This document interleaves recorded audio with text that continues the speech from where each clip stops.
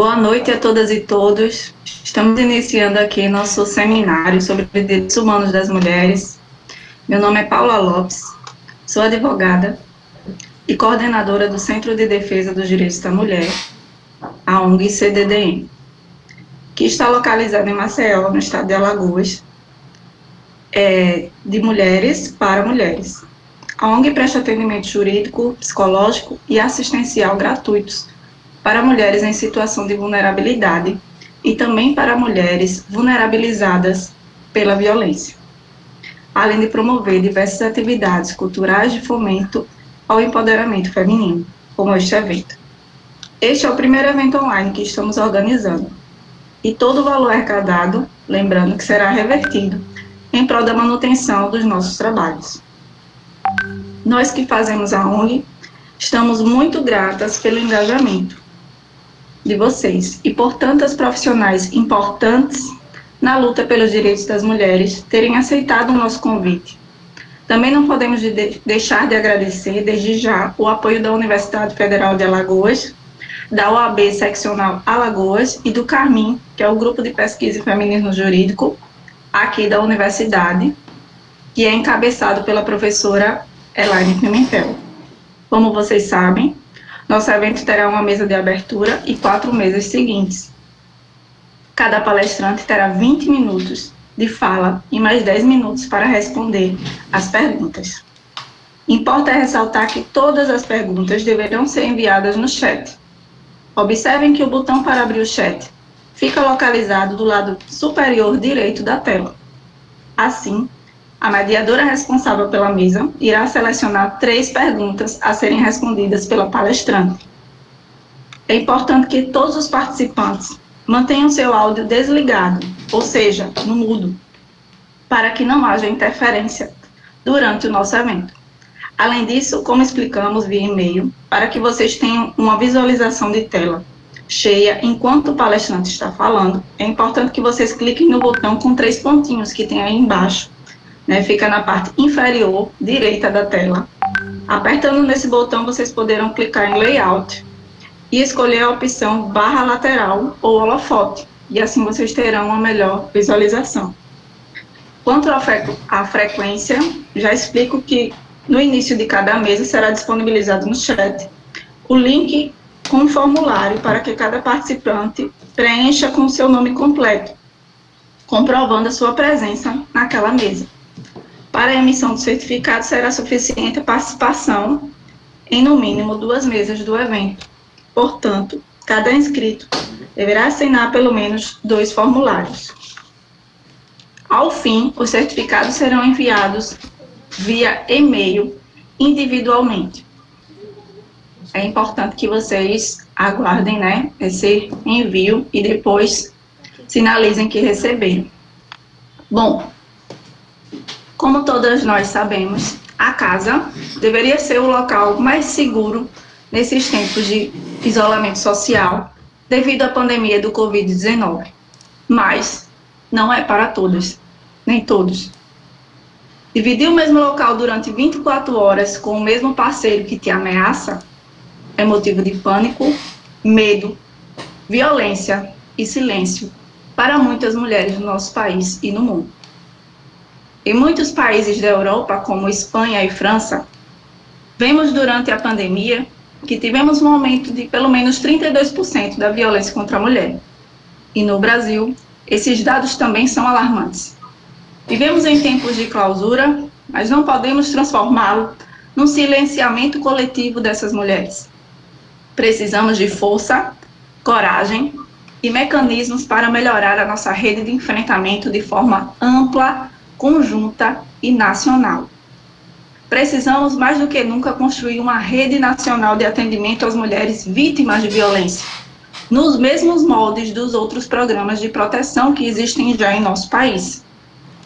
Que a Casa da Mulher Brasileira, que existe já em alguns estados do nosso país, possa existir em todos. Precisamos entender que a violência contra a mulher só poderá ser combatida de fato quando os governos entenderem que ela é um problema coletivo e que, para ser resolvido, precisa de políticas públicas efetivas. e permanentes.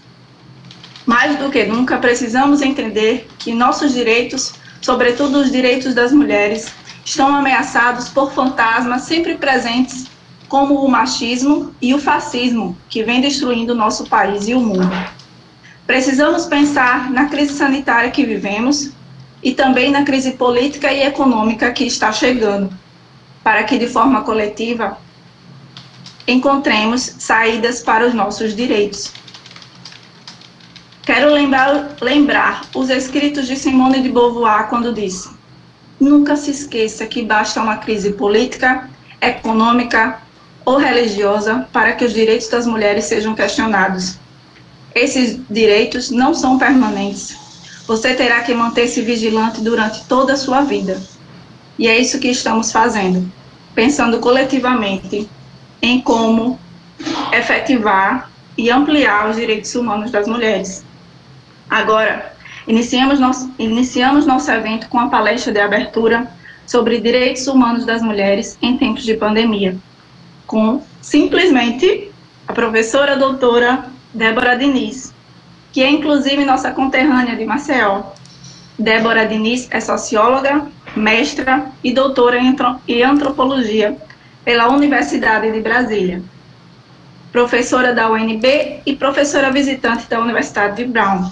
Autora de diversas obras, ela desenvolve projetos de pesquisa sobre bioética, feminismo, direitos humanos e saúde. Com muita honra, então, passo a palavra para a professora Débora Diniz. Olá, gente, muito boa noite. Eu não sei se todas me escutam bem, se puderem só me dizer que sim, só sim, que aí eu sigo. E se em algum momento estiver falhando o som, eu leio aqui e vocês me avisam, tá? Ontem eu passei um vexame, eu fiz a primeira live da minha vida, não usava o fone, acreditava que era xamanismo precisar usar o fone para poder falar e a coisa funcionar, e até que eu te acreditei, coloquei o fone. Então, muito obrigada, se vocês, qualquer problema me avisem. É uma honra muito grande, não só estar hoje com vocês, a quem eu admiro profundamente o trabalho, não só porque somos todas alagoanas, a mim um sentido mais ainda particular, está tão longe de vocês, tão longe de onde eu gostaria de estar nesse momento, né? Tenho meus pais aí e não posso vê-los, mas ao mesmo tempo estarmos tão perto. E é dessa paratopia, né? Essa palavra que parece estranha, que é esse deslocamento da geografia da vida que nós estamos vivendo, e aí todas, a despeito de todas as nossas diferenças entre vulnerabilidades da vida ou privilégios da vida, todas estamos vivendo esse não lugar imposto pela pandemia. Mesmo as mulheres que exercem atividades essenciais que protegem a todas nós cotidianamente, seja porque assim escolheram como carreiras na sua vida e profissões e trabalho, ou seja porque não há outra escolha elas pelas desigualdades prévias da vida, essas mulheres que todos os dias têm que abrir a porta e sair à rua para trabalhar, para que o básico da nossa vida social se mantenha em algum funcionamento, eu vivo, mesmo para elas, esse sentimento, essa expressão da vida, de que algo está fora do lugar, é também a elas compartilhada. Para aquelas que têm trabalhos não essenciais, como é o meu, da qual eu posso manter o meu ritmo de trabalho de casa, então ele não é essencial, a vida nesse momento, a sobrevivência, essa experiência do não lugar é ainda mais intenso. Mas a convocação da conversa de hoje é quando esse deslocamento, essa paratopia da vida, em que pede a todas nós um retorno à casa, mesmo aquelas que ainda se mantêm trabalhando, mas que a casa seja um espaço de contenção para proteção coletiva, em que a casa, ela ou não existe, ou ela é um espaço de medo, ela é um espaço de terror, ela é um espaço de abandono. Então nós estamos falando de um espaço em que as nossas linguagens sobre a vida, como o público e o doméstico, o público e o privado, elas são colocadas no centro das nossas conversas, como nunca estiveram até então. E aqui eu começo a fazer uma fronteira com uma epidemia que nós vivemos recentemente, que foi a epidemia de Zika, e que essas questões que agora estamos aqui conversando, como de violência contra a mulher, como da economia do cuidado, como o trabalho do cuidado, sobre como as mulheres e as meninas têm que estar no centro de uma resposta justa à pandemia, e por que elas não estiveram em Zika, né? Alagoas foi um dos estados no país que viveu o epicentro da pandemia, da epidemia de Zika. Nós pouco falamos disso, mas aí foi Paraíba, Pernambuco, Alagoas, Bahia. E 4, 5 anos depois estamos vivendo novamente no Nordeste, no paraíso Norte e Nordeste, o centro do maior impacto da pandemia de Covid. E eu queria pensar esses dois momentos tão dramáticos da história das mulheres e tão recentes, e pensar o que nós poderíamos ter aprendido com Zika para responder o que está acontecendo agora com a pandemia de Covid, e pensar o que é particular sobre Covid, e aí abrir a nossa conversa posterior. Em Zika, nós saímos rapidamente de um pânico global das criancinhas de cabeça miudinha que nasciam, de um pânico global de que nós estávamos diante de uma nova doença em que ameaçava aquilo que parecia impensável à humanidade, que era as futuras gerações, que era o processo reprodutivo. Da mesma forma que nós saímos de um pico de extrema surpresa sobre o que acontecia com aquela doença que circulava há tanto tempo e que parecia ter novos efeitos, e tinha novos efeitos na transmissão vertical, na gravidez, nós rapidamente saímos para o silenciamento e para o novo abandono dessas mulheres e não falamos mais delas. Então, Zika continua a circular no Nordeste. Só esse ano já foram algumas centenas de crianças notificadas para síndrome congênita de Zika, ou seja, Zika continua circulando e nós não falamos. Naquele momento, uma série, grupos de mulheres, aos quais eu participo, movimentos sociais, pressionaram o Estado brasileiro por uma resposta ampla de proteção social, em que incluía direitos sociais básicos, como acesso ao transporte, como acesso à informação, como acesso a métodos de planejamento familiar, como acesso ao direito ao aborto, caso a mulher estivesse em sofrimento mental, e acesso à proteção social, como era o benefício de prestação continuada e benefício de transferência de renda. 5 anos se passaram. E, curiosamente, há 2 semanas, a Suprema Corte, o Supremo Tribunal Federal no Brasil, respondeu que, por razões processuais, que o caso ele não cabia, os pedidos não iam sequer serem julgados. 4 anos depois, uma nova doença cruza a vida das mesmas mulheres. E a Suprema Corte Brasileira disse que não tinha nada a dizer sobre isso. A primeira resposta que o Estado brasileiro tentou dar no momento da epidemia de Zika, no Congresso Nacional, o primeiro movimento foi de maior criminalização do aborto, de maior perseguição dos corpos das mulheres.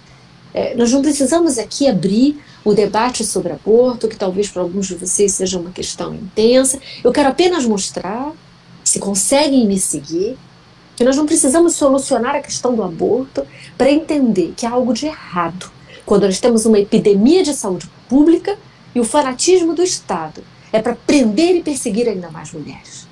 Nós passamos 5 anos, mas parece que nós não aprendemos, e sim, o aborto é uma questão de saúde pública, como agora estamos vivendo novamente com a pandemia de Covid, e nós vamos pensando agora, por que nós não conseguimos aprender uma lição dali? O que Zika não deixou em nós uma ferida de que cuidar da saúde pública, cuidar das mulheres, cuidar da saúde reprodutiva, cuidar dos direitos reprodutivos das mulheres, falar de gênero é prevenir os efeitos de uma crise de saúde pública. Zika não conseguiu nos ensinar isso. Zika não conseguiu nos preparar para melhor responder agora o que acontece em Covid. E vocês podem me perguntar por que não? Porque ali nós estávamos só falando de mulheres em idade reprodutiva, de mulheres anônimas, de mulheres nordestinas, de mulheres do norte do país, mulheres que antes mesmo da epidemia chegar, eram mulheres anônimas, esquecidas e à margem da proteção de direitos. Vem Covid. E Covid vem do norte para o sul. É diferente do que nós tínhamos de Zika, que era uma ameaça que saía do sul global para o norte. E parou, e não avançou. Então, o agendamento das questões, sobre que questões de direitos humanos, que respostas os governos dariam foram diferentes. Aqui é uma pandemia que começa do norte para o sul, em que nós começamos a ver um agendamento de questões, de corpos em sofrimento diferente, de números sobre mortes muito diferentes e números de sofrimento muito diferentes do que foi em Zika. Então nós começamos, Covid nos coloca, ao mesmo tempo que um Estado absurdamente desprotetor, como é o Estado brasileiro, diante de um fascismo, como foi dito na abertura, mas diante de um fanatismo moral e de um negacionismo da ciência, como nós estamos sobrevivendo ao governo Bolsonaro, nós estamos também, mais uma vez, vendo que no centro daquelas mais afetadas estão as mulheres e as meninas. O tema do nosso seminário de hoje, se nós podemos separar a vida das mulheres entre saúde reprodutiva e estar livre de violência, o que é uma fantasia, porque essa mulher que não sai de casa, ela não tem acesso aos equipamentos do Estado para os seus cuidados reprodutivos. Então, o que nós vemos depois de situações dramáticas de saúde pública, como foi Ebola e como agora se mostra Covid-19, é que nós vamos ter um aumento de morte materna, e nós começamos, a professora Melânia Amorim, da Universidade de Campina Grande, vem acompanhando os casos de morte materna relacionados ao Covid e mostra que já foram maiores do que os derivados de H1N1 em todo o ano passado, em todo 2019. E essa é uma história que nós não estamos contando. Por quê? Porque a vida das mulheres, elas são, nas suas necessidades de vida, elas cruzam, elas são as interseccionalidades da vida, essa palavra que parece tão importante, ela é tão importante nesse momento que nós falemos e venhamos a compreender o que ela significa, é que, muito embora todas nós tenhamos corpos vulneráveis ao vírus, corpos que vão sofrer, adoecer, passíveis de adoecimento e de sofrimento, inclusive de morte, os nossos corpos têm proteções diferentes que são derivados das nossas desproteções prévias ou dos nossos privilégios prévios. Quando nós falamos agora as comorbidades ao Covid-19 e como são essas pessoas com doenças prévias, né, comorbidades prévias, as de maior risco de morte, elas estão relacionadas à pobreza, elas estão relacionadas à falta de assistência, elas estão relacionadas às qualidades de como as pessoas comem, como as pessoas cuidam da sua própria vida, suas condições de trabalho e de sobrevivência. Então não são só corpos, são corpos que sobrevivem às desigualdades. E aí, quando nós falamos em abstrato sobre as medidas de proteção à vida coletiva e como prevenir a pandemia, algo tão básico que, inclusive, o governo federal tende a ignorar por um negacionismo da ciência, nós não conseguimos fazer com que essa resposta viesse acompanhada de uma sensibilidade de gênero, de uma sensibilidade para as desigualdades da sociedade brasileira. As mulheres, elas têm raça, as mulheres, elas têm classe, as mulheres, elas têm idade, as mulheres, elas têm religião. E as mulheres, elas estão dentro de marcadores de gênero. Então, quando nós dizemos precisamos que fiquem em casa, as escolas devem ser fechadas, nós precisamos fazer a pergunta: quem cuida? Quem cuida das crianças? Quem cuida dos idosos? Eu posso dar a vocês uma sequência de estatísticas globais de quantos % das trabalhadoras do cuidado, que não são só auxiliares de enfermagem, enfermeiras ou médicos, é a caixa de supermercado, que continua em um trabalho essencial, é a balconista da farmácia, é a faxineira maqueira de um hospital.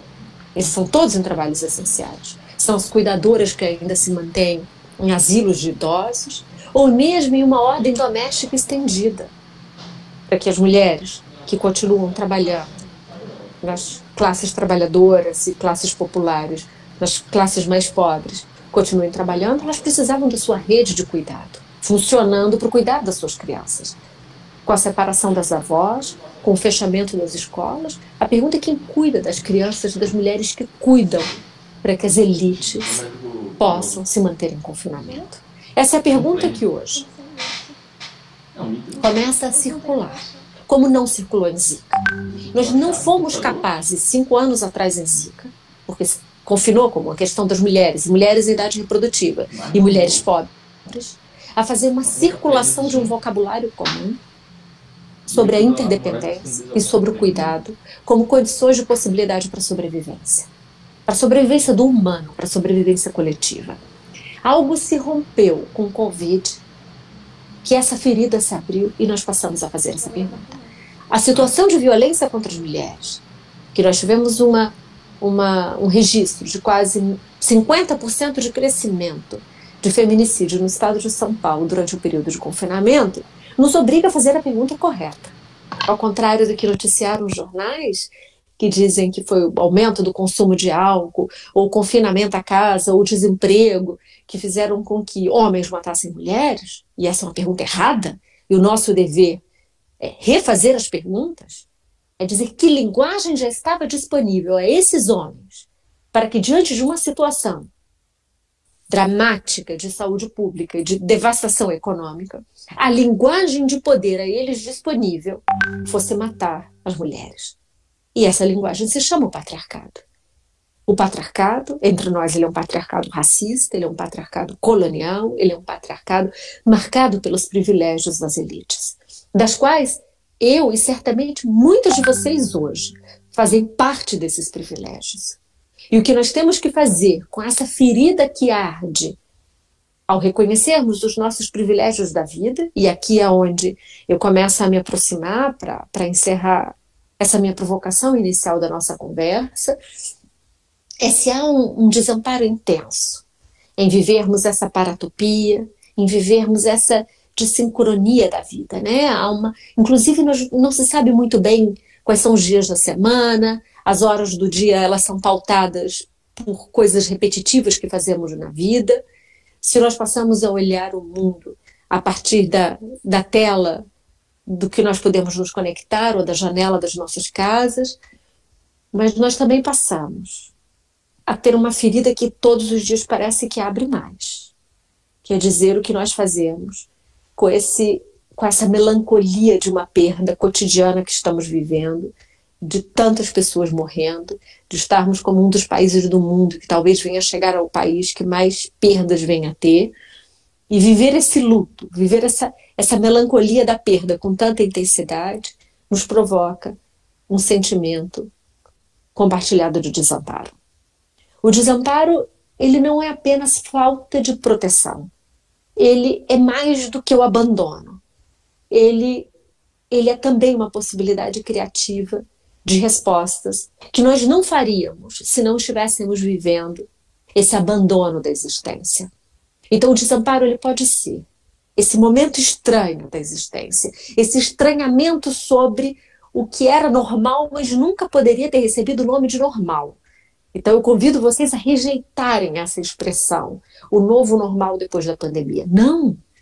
O que vivíamos antes era anormal, era uma naturalização das desigualdades, era uma naturalização da expoliação de gênero, do racismo, da desigualdade de classe. O que nos convoca, e essa é a pergunta que nós temos que nos fazer todos os dias, o que a pandemia nos convoca? Ela nos convoca a fazer desse vocabulário que passou a circular. Passamos a falar de gênero, passamos a nomear fascismo, passamos a falar sobre desigualdade de raça e de classe, passamos a olhar os nossos privilégios e perguntar o que fazemos com ele para sobreviver e outros morrerem, o que fazemos quando não queremos lidar com as mortes como números e queremos olhar essas mortes, nomear essas mortes. O que nós vamos fazer com esse desamparo? Nós podemos retornar à sobrevivência na pandemia e após dela, ao retorno aos nossos privilégios e retornarmos ao novo normal, ou nós podemos nos perturbarmos com essa ferida, que é uma ferida ética do desamparo, e sairmos à procura de que mundo diferente nós queremos criar a partir dessas categorias que passaram a circular. A minha provocação a vocês é que este é um momento de que nós temos que permitir que a ferida arda. E nós temos que nos permitir sermos tocadas, desde o conforto de que temos uma casa para chamar de nossa, para aquelas que têm o conforto da casa, que não oferece violência, mas proteção, pensar, imaginar vidas que não são as nossas. E que nos custaria muito imaginar que são assim que as pessoas estão sobrevivendo a esse tempo tão estranho de sobrevivência da humanidade. Ao fazer isso, nós podemos juntar as peças que estão à nossa espera de criatividade, para usar Paulo Freire aqui, de esperança, que nós sejamos capazes de construir um mundo mais feminista pós a pandemia. Esse mundo pós-feminista não está dado, como o mundo catastrófico de crescimento de um bolsonarismo, de crescimento de um autoritarismo de perseguição às mulheres, também não está dado. Ele está sob disputa, neste momento. E cabe a nós, em um momento como esse, em outros momentos que nós possamos replicar conversas como essa, é responder à pergunta do que nós vamos fazer com esses elementos de desamparo diante de nós. Eu, antes de terminar, quero dizer o que eu estou fazendo.